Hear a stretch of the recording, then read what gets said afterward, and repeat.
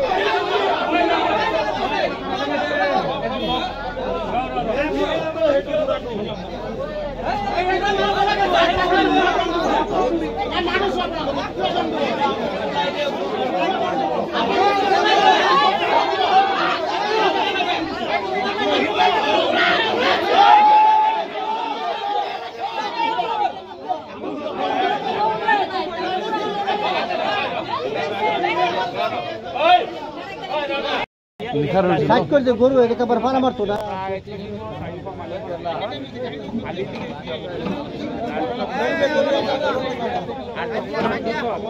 বাচ্চা দুটা মানে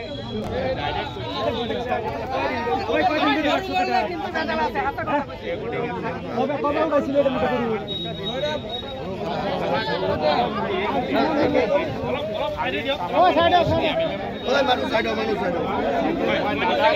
দেখুৱাব বিচাৰিছোঁ যে গৰুখিনি এই বাহনখনৰ পৰা নমাইছে আৰু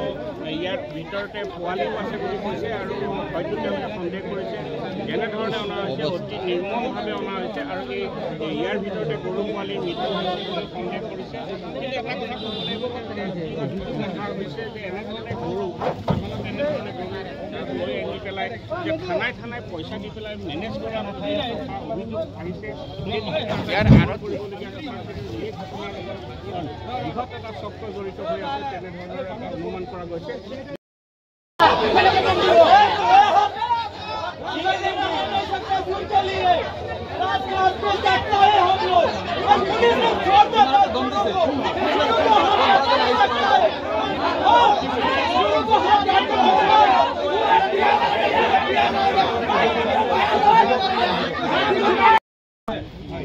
দৌৰাৰ লগে পুলিচ গৈছে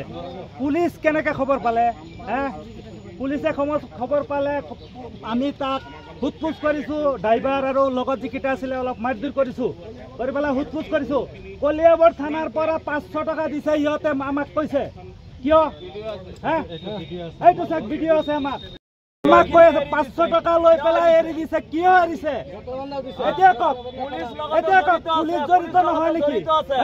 পুলিচ জড়িত কাৰণে এই গৰু চুৰি হৈ আছে আমি ৰাতি টোপনি দিব নোৱাৰি গোটেই ৰাতি গৰুৰ লগত শুই থাকিব লাগে আমি মানুহে অনুৰোধ যেটো পুলিচে ঘুষ লৈছে সেইটো পুলিচক